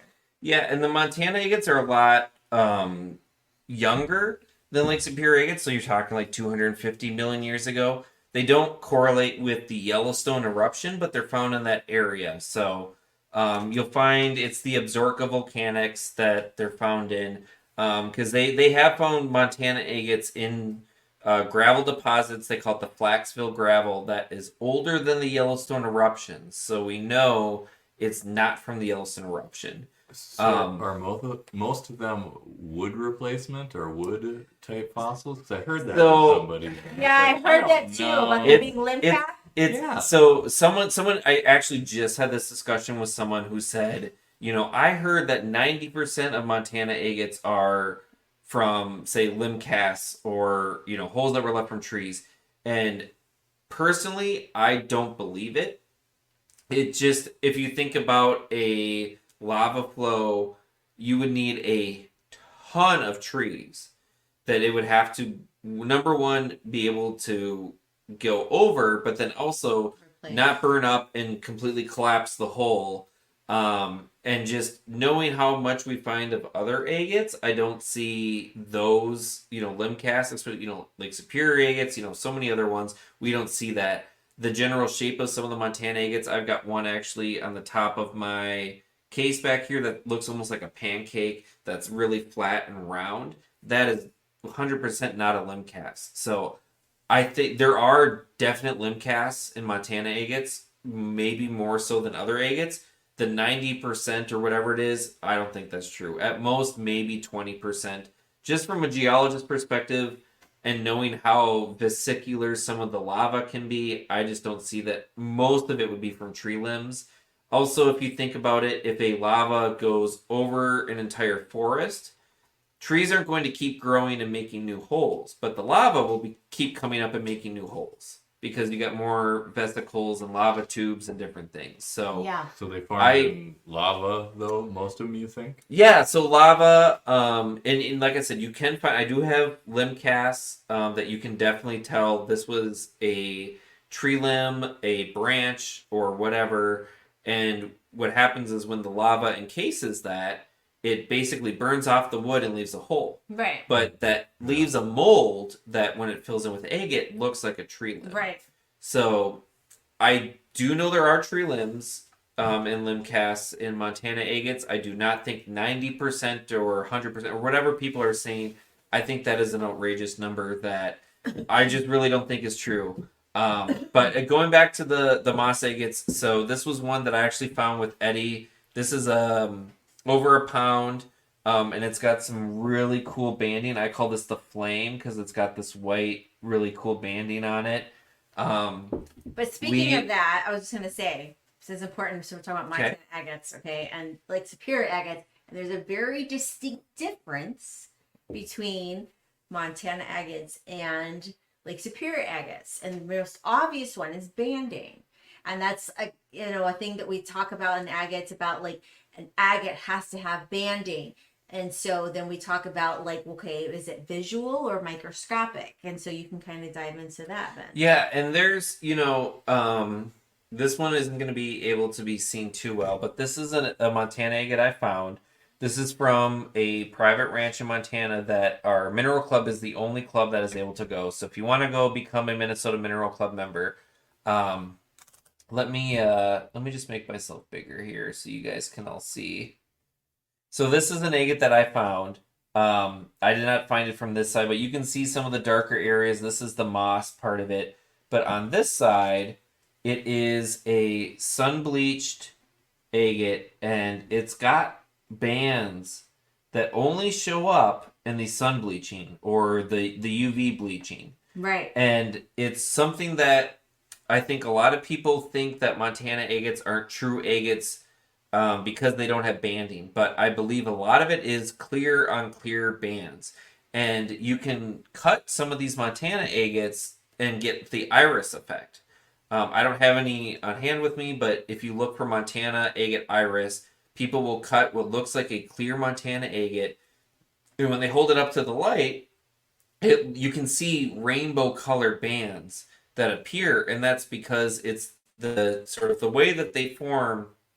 It refracts the light, but they really are clear on clear bands. And like I said, if you're interested, for example, this one's got a really fun story. So this It's a moss agate. this is a Montana moss agate. It's got really nice dendrites in it. Yeah. I found this last year, or two years ago, when I went out with Eddie, and I came back and I was like, my tire pressure's kind of low. So I filled up my tire pressure. Random. And then the next day we went to this ranch, and then my tire pressure was low again, and I had a flat tire, and I found out I had driven over a nail. So I had a flat tire, and it was a very, very hot day. It was like 100 degrees. I had to spend the whole morning getting a tire patch kit, pumping on my tire, changing tires, doing all this stuff, and it was about 1 o'clock, and people were coming back and being like, it's too hot, I'm done. And I'm like, I just got started. I just fixed my car. I need to go out. And so people had gone out on this dry creek that we go up, and I don't know how many people had gone by, at least probably 20. I walked probably 10 yards up this creek, and this was sitting there, just like this, Nice. with the moss just showing just like that. So And cool. so everyone had walked over it. So it's just another example of, sometimes people don't know what they're looking for. But this is an example of that, Montana moss that we find at that ranch. And then if you polish it up, this is one of my first face polishes that I've done on my own. And so this is sort of the husk of it. And this is my my face polish. Oh, that's nice. Yeah. So really the difference in the two though is the translucency you see in the Montana. Yes, And they are really the opaqueness opaque, in yeah. Lakers, where Yeah. the only opaqueness that I've seen really in the Montanas is with the sun bleaching. Yeah, so the Montana agates, because of the different chemistry in the water and the age and different things you've got, they're in Minnesota what they call honey agates, and in Montana you will really find what they call honey, where it's a Honey slightly agate. yellowish color or clear, and they will just glow in the sun, and they're amazing. These that you find in Montana with sort of this white coloring on it, this is your sun bleaching, and a lot of times you find these in the old deposits because the Yellowstone River went up, or maybe the glaciers moved around and they sat out for thousands or maybe even millions of years, and when they sit exposed to the sun, Yeah. they get this white bleaching that it just bleaches everything white, and there's no way to get rid of this. You can't put it in CLR or acid or anything. You have to grind it away because the sun has literally Yeah. just bleached it under UV reaction. Yeah. So, Does it glow under UV? Most of them, the Lakers do when they're sun bleached. yeah, well, and some of the Montanas do. I've got a lot of them that they will glow I was almost white. confusing them with Sweetwater. With this, Sweetwater? where they're like green. Do you know what I mean? Oh yeah, so there is quite a bit of Montana and also the Sweetwater in Wyoming. They've got uranium in them, Yeah. so there is quite a bit that will react To green. long wave. A lot of Montana agates actually, I would say maybe 15-20% actually will UV react white. Oh, okay. So they're That's very cool. interesting. And then also the other thing in Montana that you'll find a lot is petrified wood.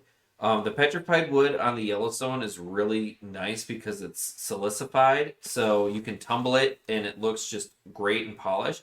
But I will say a good chunk of the petrified wood in Montana will actually fluoresce orange. And I don't know what it is. I've talked to That's people cool. in the Fluorescent Mineral Society. They've told me it's caliche, but if I tumble and polish it, it's not a coating. Oh, okay. So that's another really cool thing that you'll sometimes find in Montana. But if you, like I said, if you're interested in Montana, anywhere there's gravel along the Yellowstone River, where the river is or used to be, you can find Montana agates. I would say if you want to get better at finding agates, there's so many in Montana that going there will help you determine, like say, sort of this waxiness and some of the sort of concentric fractures that it'll get when it tumbles down a river. You start seeing that and you start finding more Montana agates. It'll really help you when you go to look for Minnesota agates or any other, sort of agates where you start seeing that waxiness or the shape or the concentric sort of fractures or chatter marks, as they call them. Conchoidal fracture, right? Isn't that what they call it? Yeah, so the conchoidal, sort of the horseshoe, the concentric, crescent shape. Those, if you start finding those, which is a lot of how the silica kind of breaks and it's tumbling down, rivers or whatever. When you start seeing that and getting your head to see that, that is when you will start finding way more agates than just Montana. And I found myself finding way more Minnesota agates when I found more Montana agates. And there's so many Montana agates that if anyone loves agates, I swear, just go to Montana. You will find you will find I have found easy 20, Yeah, because it's not very easy to find Lake Superior agates, by the way. Like prairie agates. I mean, it's exciting and fun and they're gorgeous, but I'm just saying, like, if you want a challenge, Lake Superior agates. If you don't want a challenge, Montana agates. Yeah, you will find. I have easily found 20 to 30 pounds of Montana agates in a day. I mean, Montana's just got so much untouched land. You got like land to population is very like different. So there's so much that there's not being collected there. So if you're somebody who wants to collect a lot of things, like just in general, there's a lot to collect in Montana. Yeah. So, but yes, in Minnesota, there's definitely a lot. There's at the Moose Lake State Park, there's a agate and geological center. So, if you want to see some examples of Lake Superior agates, that's always a good resource too. But there's just, so much that, and Honestly, there are agates in, I think, almost every state. So if you ever want There's to not travel any in somewhere. Ohio. So you don't look there. There's none in Ohio. Yeah, but Kentucky nearby, there's, Okay, there's wait, I Kentucky lied. agates. There somewhere in Ohio. I lied because I said this in. I remember I messaged you. There There's is some some Kentucky. place in Ohio that has carnelians. Yeah. But they found one. I would not tell someone to go to Ohio looking for agates. It's minor magold. Yeah, hey, mine are my gold. Yes. I Yeah, love- so if Hey, you're in California, there is so much in California. I don't even know where to start. So you can find like on California, like some of the northern coast and into Oregon, you can find agates on the coast. I've found some there. Up by like the redwoods. I've found some there, but there's also if you go into like Baker, California, I went into the Katy Mountains and I found some amazing agates there. There's a lot of places. So California is a big place. Yeah, and Sue says Ohio has Flint too. Yes, Flint. That's about it. No, I'm just kidding. Like, but there's a lot of great stuff in Ohio, but it's like it's in limestone. It's deep down. It's in quarries. You got to get permission. So it's not like you can just go knock on someone's door and say, "Hey, can I check your field? Can I check your quarry?" No. Yeah. So I guess too, is there any other like maybe fun stories you've got of some of the No, agates let's you've look got? at Or let's look at that one case. And Oh, the let's big look one? at that. What was her name? Mama Jamma? Big Bertha? Big Bertha. Big Mama Bertha. Jamma. Oh yeah, I never Big got to Bertha. finish. I never got to finish What's my her name? story. Big of- Bertha. We'll show you Big Bertha, but so I was telling you guys a story earlier. I found this walking in, and my roommate asked me, he's like, "Oh, why did you put your backpack on?" I'm like, "Well, duh, I'm gonna find a big agate." I found that one on the way in, and then I found a really cool 12-ounce God. one, really nice. What? Just you would be ecstatic. I mean, I would be ecstatic to find something like this. Yeah. Myself. Just one of these in the summer even. I'm happy with. I was looking down. I was on this pile. My roommate's on the other half of it, way on the top of the pile, and he could just kind of see my head looking over. He's like, "You look pale as a ghost." What? I look over and I'm like, Why? I think I just found the biggest agate I've ever found. What? And you just look pale. And this thing was sitting Oh my about gosh. 15, 20 feet down. I could see this much of it. I'm like, holy smokes. I was just beaming, but this was after my friend Kristen That is- passed away. There's a little Wow. heart on there Sick. even on that side. That's sick. I call it the swamp thing, though. Let's see. And how big is that? This is 4 pounds. That's 2 ounces. crazy. If you remember the old movie, The Swamp Thing, you can see the 2 eyes in the Yeah. mouth there.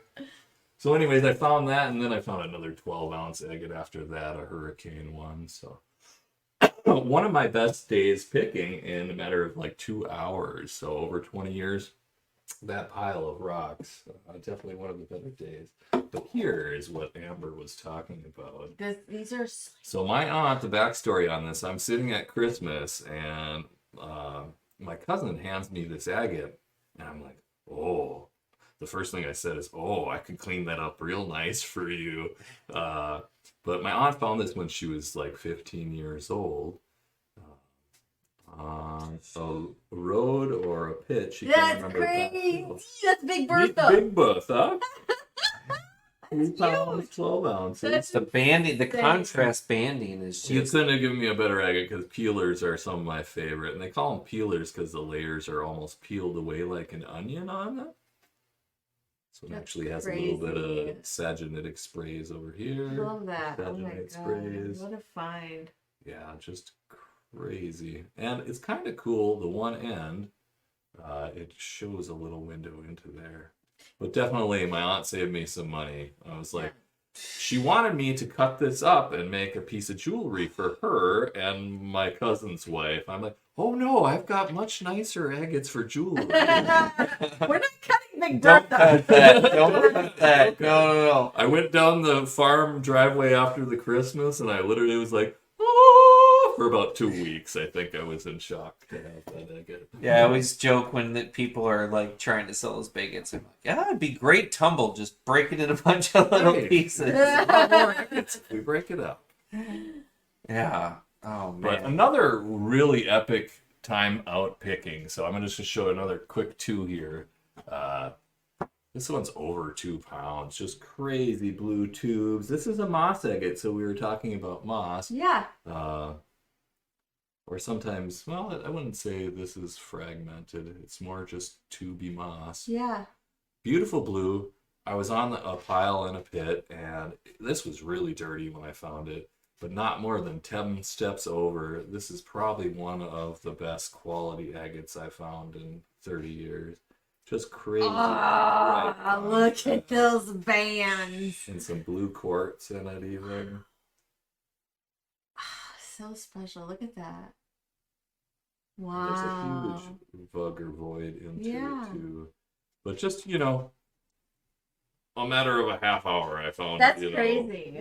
Yeah. It's pretty crazy. Like, these people are telling me they're finding.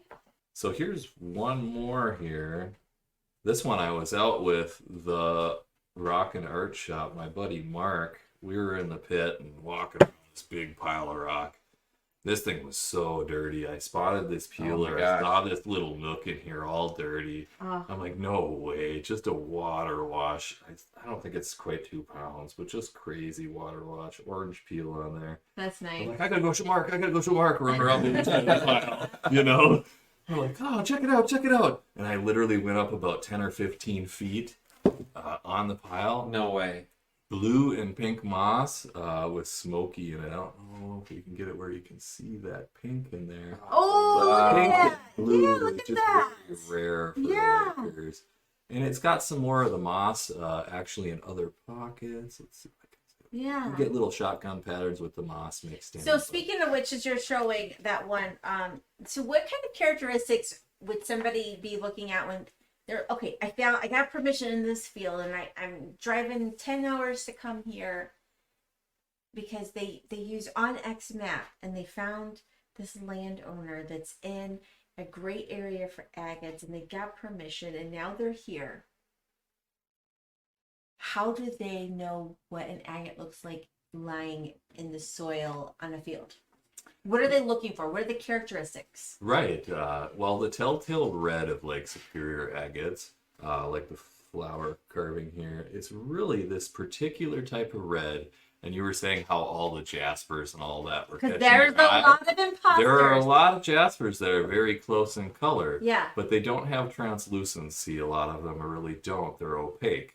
So the Lakers have translucency. So I was telling her, early morning or evening when the sunlight's hitting, you'll get the light shine through it. It almost glows like amber, Yeah. in the sun. So that's the ideal time to kind of go look. Or, if it's raining, they're popping out more. But I'm looking for the banding. So the banding, or on the outside of the husk, you can see, well, we'll just show you this even Turkish one. How there's little vugs and voids. Lakers have more dimples in them. Yeah, okay. Let's see if I have a good example. I don't really, but it's basically the outside of like the bubbly. vestibule has little pucks and Yeah, bubbles into pits. it. Yeah. So that pitting is a telltale giveaway. There's a lot of different things. The paint agates will really have this particular bright orange. Like I found one today and gave it to Amber. It was just this bright particular orange. You don't see any other rocks with that orange in Minnesota, so that's a Lake Superior agate right there. Right. Um, Really, anything that is red, or like I told Amber, anything that has a limonite stain on it. So there's a yellow. Limonite's a dead giveaway. I don't know. I had. some Although I that had found some limonite. quartz with limonite on it too. Yeah, But a lot of. but the quartz is going to be like this bright white, and when you look at quartz, you just know it's quartz. So Yeah, any silica-based rock will really could have some limonite staining on it in Minnesota.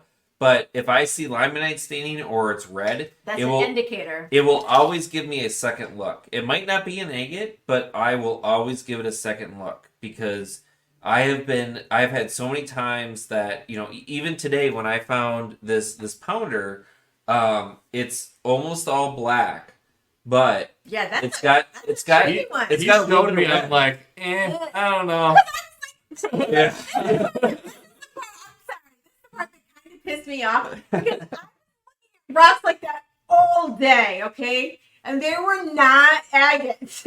So when he finds one that looks like one that I've been looking at all day and it's an agate, I was like, man, were those other ones agates? And that Yeah. one's definitely on the far spectrum of being quite different than most. It's super different. Yeah. Yeah, it just had this, honestly, this little bit of red was all that I saw that made me give it a second look.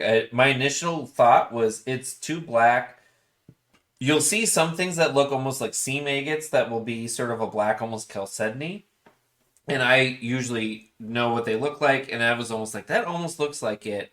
But there's some red running through it. And I said, okay, well, there is red. It's waxy. Waxy, yeah. It's got, Waxy. you can see some That's pits in indicator. it. Those are some of the pitting going on right there. And so I said, you know what? It deserves a second look. And when it, I can play the video here. So waxy and pitting.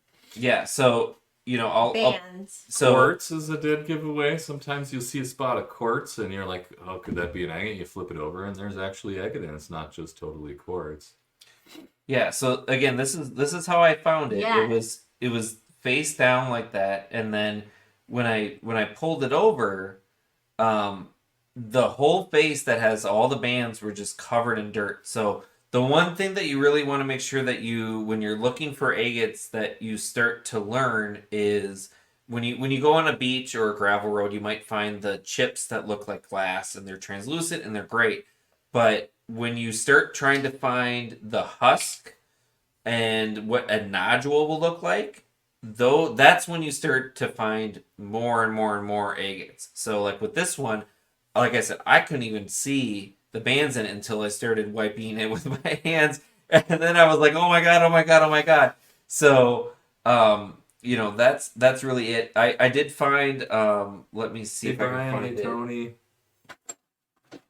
Yeah, so for example, here's a little nodule that I found Oh, that was a good one. today. Little peel on it and everything. Yeah, it's got a little bit of a peel. It's got some white to it, but it is a full nodule. There's no visible bands on it.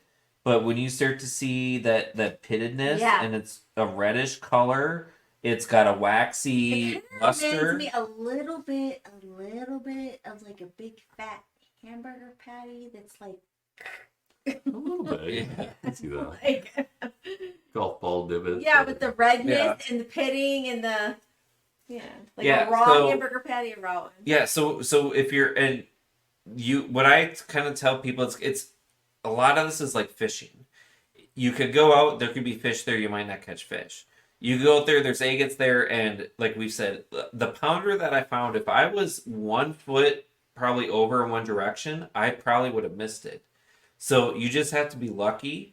And then there's an old saying in fishing that hook sets are free, which means if you think there might be a fish, just try to set the hook and reel it in. Same thing with agates. I tell people all the time, if you think it might be an agate, pick it up. Because the worst case scenario in that is you take something that's not an agate, you bring it home, and then you toss it in your rock garden. But again, you might see something that you like. I have picked up so many, not even just this weekend, but before that, you see something that you're like, this does not look like an agate, but maybe it's got limonite staining, or it's got some shape that like it might look like crystal impressions or something.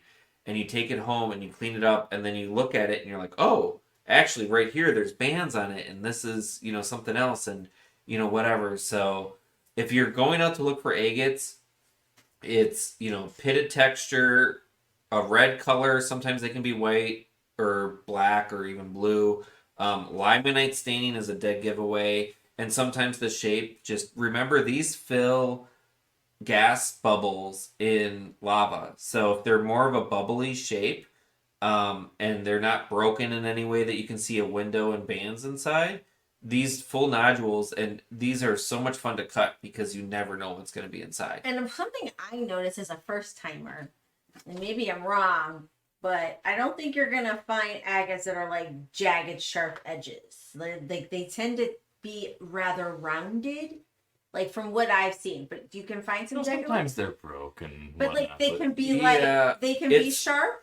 So, well, the times that I've seen more sharp edges are in farm fields, and a lot of times it's when the plow has hit them. Oh, okay. So you'll see Okay. some that people have found that they're, you know, I've been so disheartened because I have found a chip like this that is just this thin and it's this big, and I'm like, and you can tell a plow hit an agate, chipped off a piece of it, and you're like, where is that pounder that piece came off of? And you're like, it's probably, you know, 20 feet up and, you know, 3 feet below the surface. But, you know, you can kind of see that, but it's, you know, it's really just anything that looks like an agate, just pick it up because you never know what it might be. I was gonna say, just when I look on the river, you know, any telltale sign like he's talking about on the river, you have no idea. Like I picked up this rock, I'm like, maybe it's got little divots in it, you know.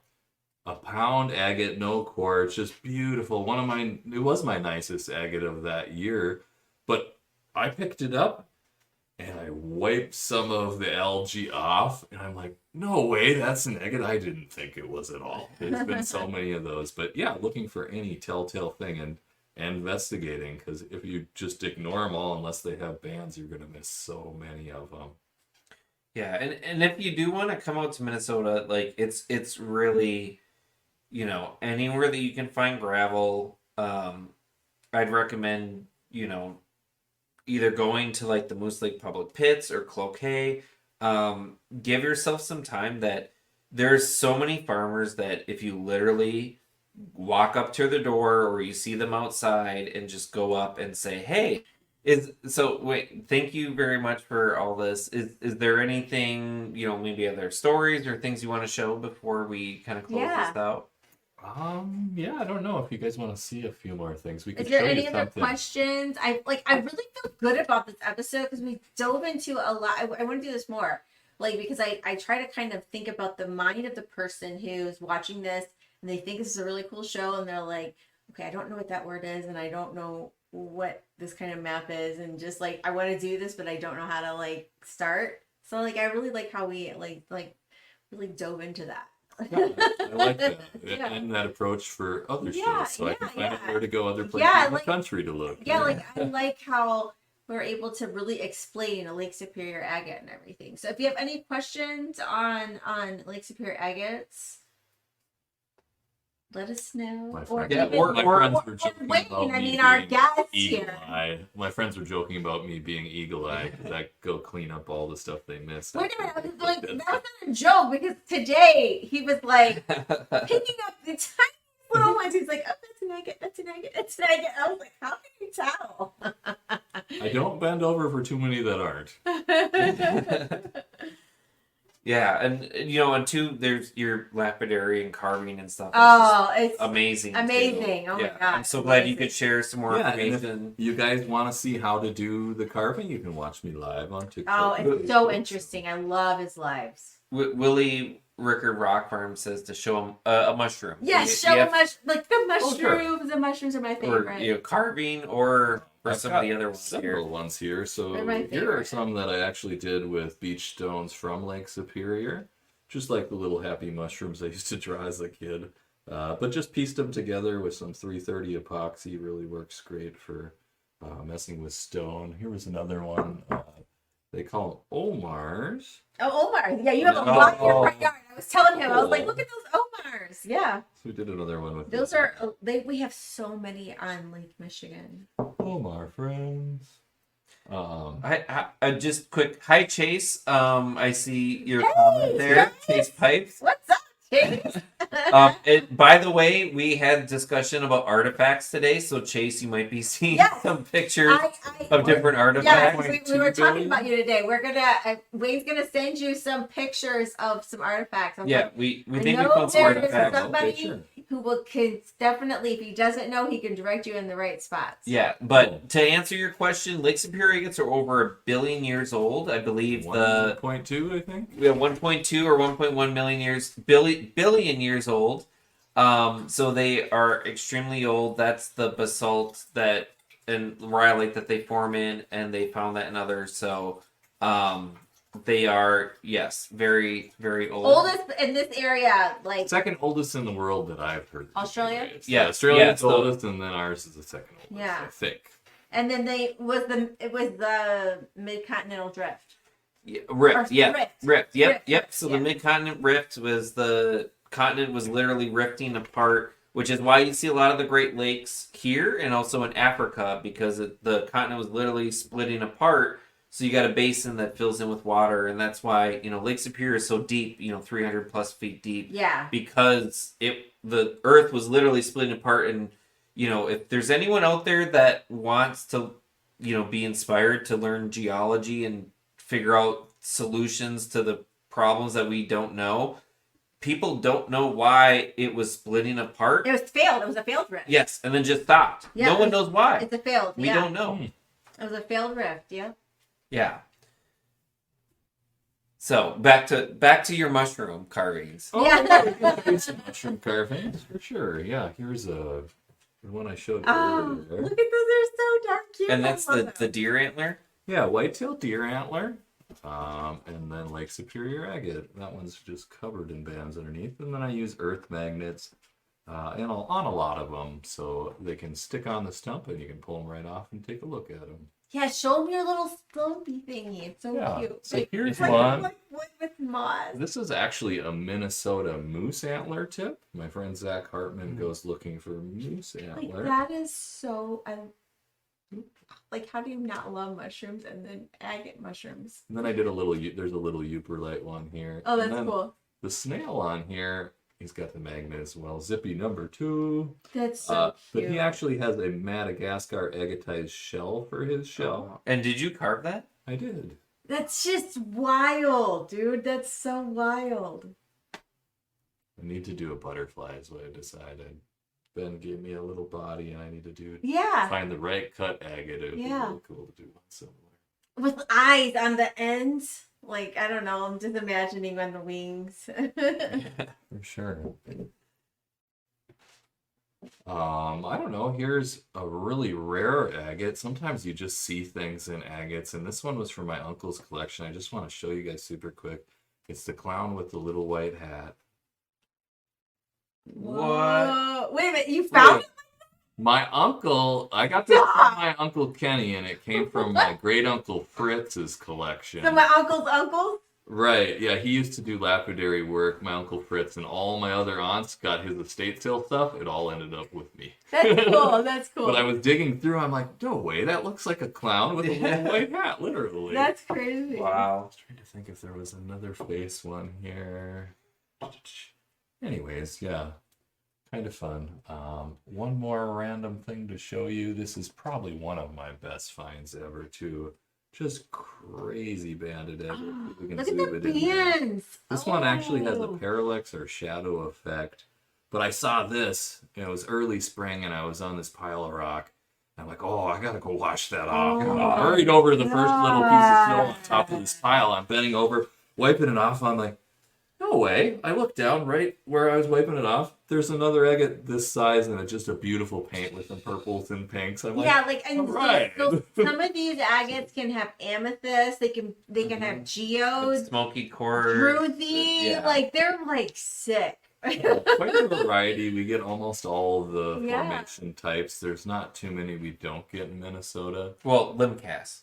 We had no limb casts because the trees aren't That- there. You gave me an idea earlier. I just need to carve little limbs out of Lakers and That's say, the "Look, rock I is got a too limb old. cast." Okay, just so we establish that it's too old. Yeah. Well, I just want to say, because we're over time now, but thank Yeah. you very much, Wayne, for both the going out picking today. Yes. That was so much fun, and It was then a lot of fun. And you're my first one. First time ever hunted agate. Great I'm experience. just glad you guys found some. yeah, and if you want, look up Wayne, waynesworldagates.com. He's got all of his digital art that we talked about. He's got sweatshirts, stickers, all sorts of stuff. And then follow him on Facebook, Instagram, TikTok, Wayne's World Agates, and Fine Art. You can find him there. He does live carving shows sometimes, so you can watch him literally carve different mushrooms, turtles, whatever he's working on. And then I You do can do live that. sales And on if you Facebook forget, too, if selling you my click the artwork. description of this live and the video for this, we always have whoever our guest is, how to follow them and where, to purchase items. So it'll also be in the description if you're like, okay, I remember it was Wayne something. It'll be in the description here in the live. Yeah. And what were you saying about live shows? Oh, I do live sales on Facebook of my artwork and gemstones and stuff when I don't have other physical shows going on. But thank you guys both for having me on the talk. I really appreciate it. It was a lot of fun today. So Yes. Yes, and I don't know if you want to Yes. So Mineral World is how you say that. I came in contact with this incredible duo team. They're best friends on Instagram, and I've been following them, and I love their energy, and they're just like. Is it Switzerland that they're from? No, not Netherlands. Yeah, no. Shoot. Europe. They're the Europe, crazy okay, guys? Europe. Alps Okay. and Yeah, so we will find out next 2 weeks. But they do travel. They are European prospectors, and they're Dutch. There it is. There it is. Dutch.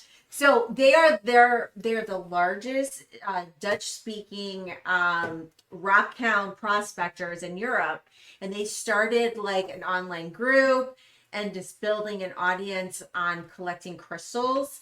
And they're really cool guys, and I do like to have at least an international guest. So there's quite a bit of a time difference. Still, the next time we meet in 2 weeks, it'll be an hour later or earlier than we're normally. So if you're Eastern Standard, yeah, sorry. Okay, so it should be 7:45 Eastern time, and then if you're Central, 6:45. So it's a little earlier, just because it'll be like 1:45 in the morning for them. Yeah. And so I was like, I was like, well, actually, it was our normal time. It's like 2:45 in the morning. So I was like, we can like come, so it's not so early.